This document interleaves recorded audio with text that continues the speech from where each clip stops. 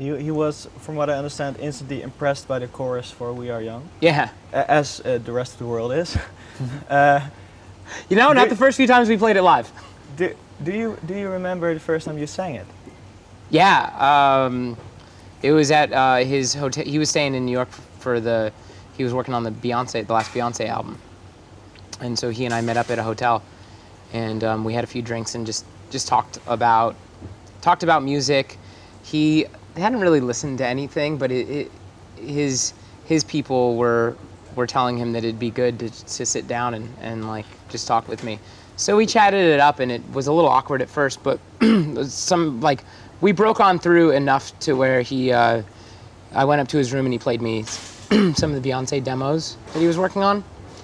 And at that moment, I kind of felt like, all right, well, he's got to get going. I got to get going. I better like move quickly. So I just said like, well, this is like the type of stuff that we're working on. Like, and so I just sang him I don't just like belt out songs a cappella generally. So I don't remember the situation too much, but I do remember him kind of just like giving this look of like, oh shoot, this seems like something that I might need to do. And sure enough, like we did the next day. Perhaps a weird question, but what makes the chorus so special, perhaps for you? I think that it's a departure from what's on the radio right now. A lot of lyrics I think that are in big songs are either about like not giving a fuck, or like getting drunk, or like having a party. And I think that it's a song that brings people together. It's a song that everyone can relate to in a sense, because it's about, I think people take it as like a song about real friendship, and the kind of song that you want to hear at the end of the night, and you want to be with your best friends when you hear it. And for better or worse, I can't really think of another song like that's been on the radio for a while.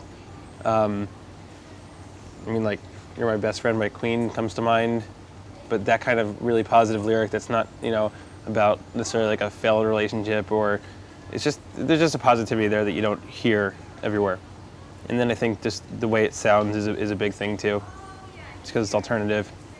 And I think people were clearly ready for that, is what we've learned. The song got picked up everywhere, of course, in Holland as well. A big hit on the radio station you were on this morning. Can you perhaps describe how it got picked up and what that meant for you as a band? Andrew, perhaps? I mean, I don't really know how it got picked up and how it carried so far around the world, but it certainly caught us by surprise and wasn't something that we ever expected or even hoped for, because we didn't know it was really possible to hope for something that big. I guess we never really dared to do it. I think. How did it go in America, for example, when the song came out? When was the first time someone approached you? We want to use this. Well, it was Glee. Yeah, Glee was the first one. I think that it was. I don't know if it was starting to go to radio. Things were starting to feel good, and that was what we were told was going to happen. Was that the song's it should do well, like by people who have a record of making sure that songs do well, or picking those songs or whatever. And so we were told that it was going to do well. So we were kind of bracing ourselves for having a big alternative song. And the Glee thing like happened, and that's just a weird situation, because they don't play songs that aren't already bona fide hits.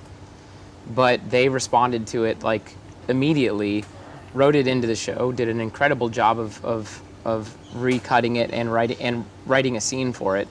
And I think that it just resonated with people. And so at that point it really just started moving up the charts, and like as far as like alternative radio started really picking up steam there. And I think it started to become the song that was on the tip of everyone's tongue.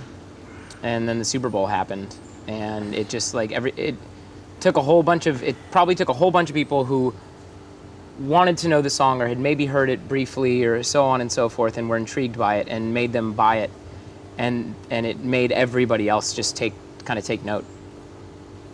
You said you really braced yourself for it. Can you cope with it? Is it easy to cope with? I don't think we braced ourselves for this. this aspect of it. We thought that it would be a big alternative song, but we didn't know that it would like cross over the way that it did. We didn't think it would go. We didn't know it would go #1 in so many different countries and just like break it into the top of the charts. I think in our wildest dreams we thought it would be like Time to Pretend by MGMT or something, just like a really, really big alternative song. Because that was sort of like the goal. Yeah. I think that, I mean, I don't know what kind of bracing you could do for it, because it's almost like an anomaly, the fact that it's done what it has. So we're kind of just enjoying the ride, and fortunately not too much stuff has changed. I think our days have gotten a little busier, but we were just like marveling about it yesterday when we were in Italy, just about how insane it is that we get to do these things. So there's not as much bracing as there is just like kind of enjoying.